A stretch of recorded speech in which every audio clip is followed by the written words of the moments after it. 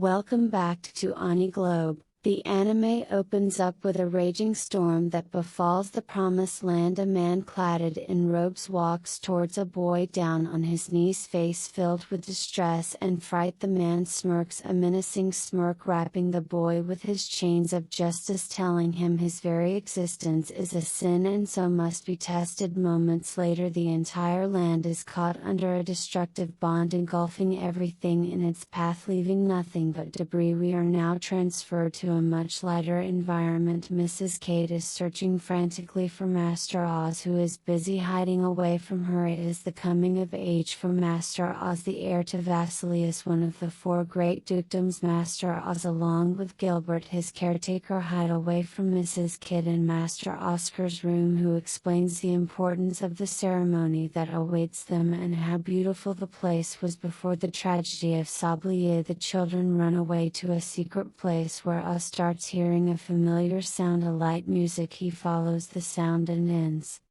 up falling in an underground graveyard with only one grave. On top of the grave is placed a vintage watch, which Oz grabs and is all at once transported to another dimension. Dolls of every type and kind line the cupboards and tables around him, cackling in pure joy and saying that he is finally here. Eyes open with shock, Oz has no idea where he is until he younger emerges from the darkness, telling him how happy she is that he is back, how everyone left her but he stayed by her side. However, her attitude transforms and she pounces over Oz, bubbling with hatred and anger. He tells him she will rip him apart and wherever he may hide she will find him. Oz snaps back to reality, dismisses the traumatic image that he saw and proceeds to get ready for the ceremony. Meanwhile, the stranger in robes possesses Gilbert's body and waits patiently for the ceremony to start. The time for the ceremony has come. Nobles and family members from far-off lands make their way to the Holy Palace to attend the ceremony.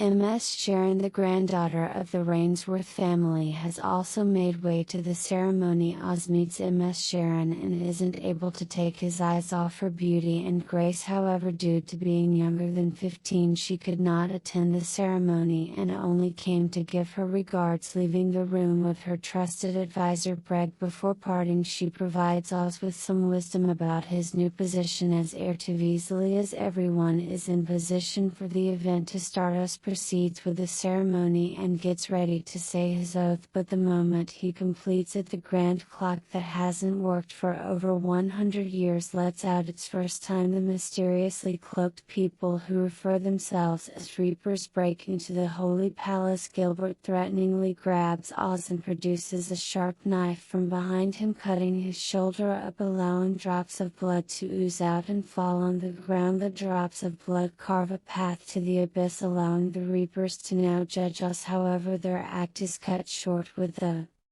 appearance of none other than Bee Rabbit, the girl who Oz saw in his vision when he held the Pandora clock, a devilish smile accompanying her. Bee Rabbit warns the Reapers to not lay a hand on us, otherwise there will be serious consequences. The Reapers pay no heeds and produce their weapons to fight her. Even so, their small swords stand no chance against her enormous scythe, which easily withstands their small hits. Swords clatter against Bee Rabbit, rubble and dirt mixing with a thunderous storm. Bee Rabbit moves faster than before, off script and unprepared. The Reapers take full might of her powers, falling left and right. Gilbert gains control of his senses and notices who the leader of the Reaper is, but before he can warn Oz, he gets a critical hit by Oz himself, leaving a mark on his chest, a frightened look in his eyes. Oz falls on his knees, allowing the Reaper leader to judge and finally send him into the abyss. The next day, Miss Sharon Brake and another man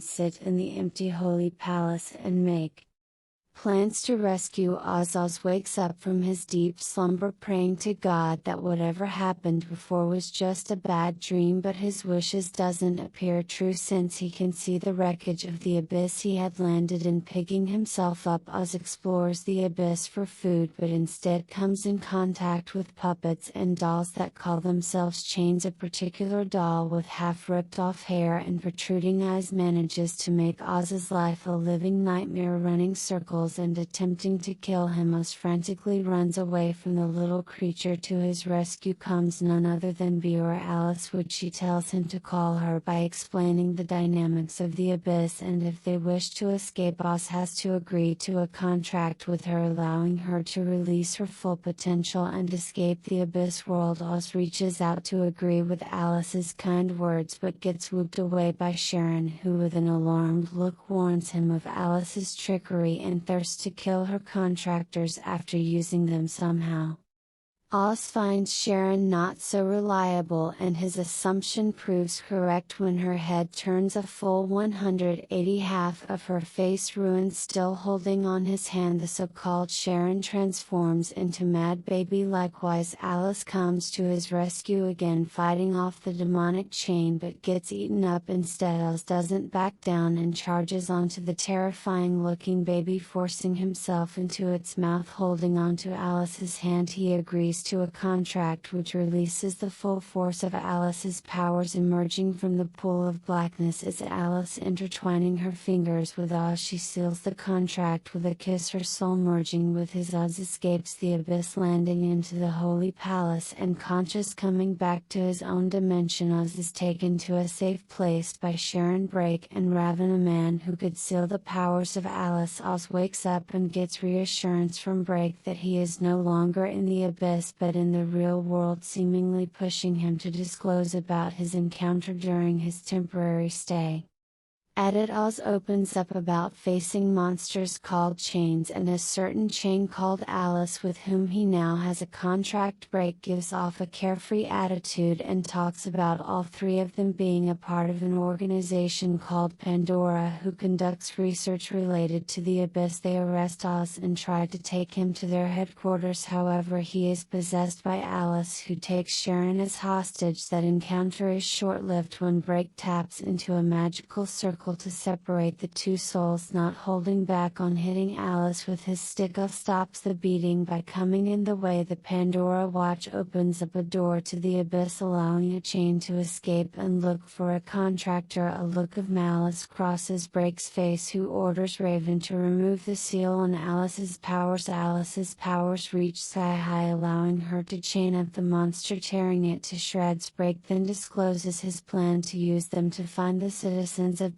Baskerville who had sent Oz to the abyss, and in return are free to locate Alice's memories, which he has been searching all her life for. They agree to his terms. They get their first mission, which is to locate an illegal contractor in chain in Northumbria that has been on a killing spree for quite some time now. Alice objects to the quest but finally agrees when she gets the initiative of maybe finding her memories where the chains are. Together with Raven, they head out to the town. Alice, mesmerized by the huge crowd and different delicacies, wanders away from the group to get a bite, making Raven search for her. Oz comes across a beggar girl selling flowers in the streets where everyone ignores her very existence. Oz helps her with the flowers, dazzling her with his romantic childish skills before going back to Raven and Alice. A demonic voice seizes the young flower girl. No passion, anger, or real emotions, just a deep dark voice demanding to get a bite of Alice. The trio stay at an inn nearby. Alice throws a tantrum about wanting to find her memories before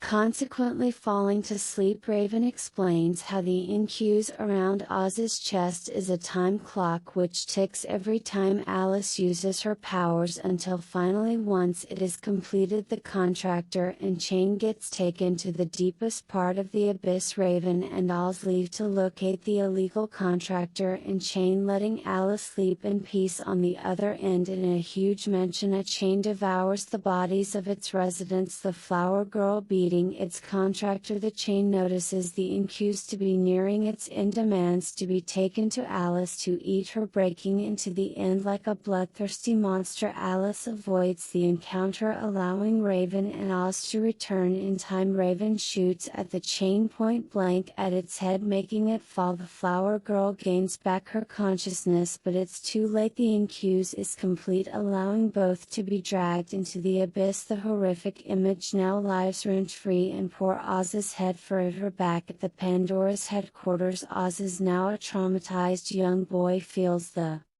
Guilt of not saving the young flower girl from an ill fate. Nonetheless, he still manages to muster up a smile and makes plans to help Alice find her memories. For this he wishes to return to the Holy Palace where he had discovered the Pandora watch and where the trail of events had begun. On their way to the Holy Palace, Oz gets a bad dream where he sees little Gilbert reassuring him that he will always be by his side through thick and thin, followed by images of his father behind a veil. They reach the Holy Palace, but for Oz it seems completely different than the way he had imagined it to be. Dilapidated, broken, and not taken care of. The area now looks like a graveyard. Raven proceeds to scan the area out for any danger, leaving Oz and Alice alone. Oz remembers the good old days with Gilbert and how they were best friends through all their problems. Just then a gust of wind shakes the trees from their roots, followed by a shriek alerting Oz and Alice to run towards the Holy Palace. Raven, on the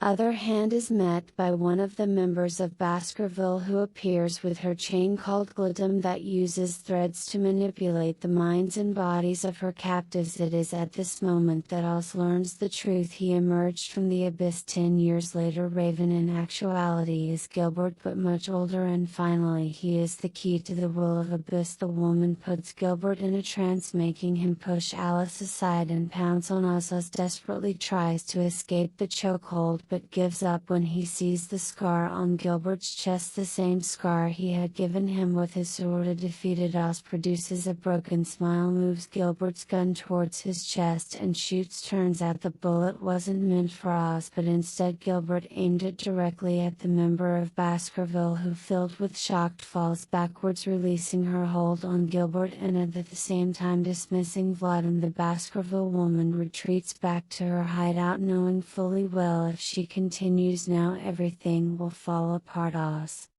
looks at Gilbert with hurtful eyes, thanking him for always being there for him when he was small and even now when he is much older. However, Gilbert is filled with hurt for betraying the Vesalius family and joining the Nitrates dead after the disappearance of Oz in the abyss. Oz reassures Gil that they would always be together no matter what, strengthening their childhood bond further. Alice, left her own thoughts, gets wrapped under an umbrella of memories, bringing back the blood-stained rabbit that has control over her. Those memories fade away and Oz returns and takes her to the grave where he found the Pandora watch. A small fragment of Alice's memory is seen where she is playing around with a blonde-haired man who tells them the will of the abyss is watching over them. The fragments start to break and we are taken to a much gloomier scenario. Alice is tied with chains around a chair, the image of a rabbit orbiting around her. The rabbit approaches Oz, telling him to choose her, but instead he chooses Alice, which enrages the rabbit, causing them to return back to the real world. Oz holding onto Alice's hand throughout. Oz wakes up in Gilbert's house in the capital of Revel, the events of the day before circling in his head, recalling the heart-wrenching words of the rabbit that wanted to take complete control of Oz, leaving nothing for Alice. His thought process is cut short with the appearance of Brig, who makes it a comical visit by scaring the hell out of Alice, who trashes the entire room out of anger. Brig opens up about himself, telling how he is a contractor who doesn't age due to using contracting methods designed by Pandora. He further explains the Pandora's desire to obtain the will of the abyss, to have complete control over the chains that linger in it, is gaining unimaginable power. With a deep, intimidating look at Oz, Brig tells him he can't seem to find him, but before finally disappearing, Oz grabs his chest out of pure pain. The Incus needle has now started moving,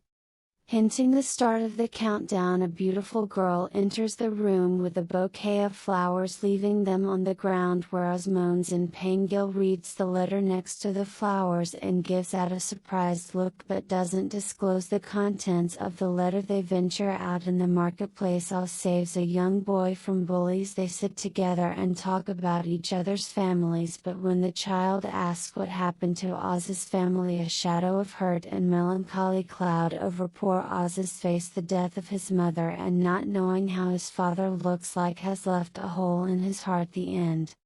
Thanks for watching. Subscribe for more videos like this and help the channel grow.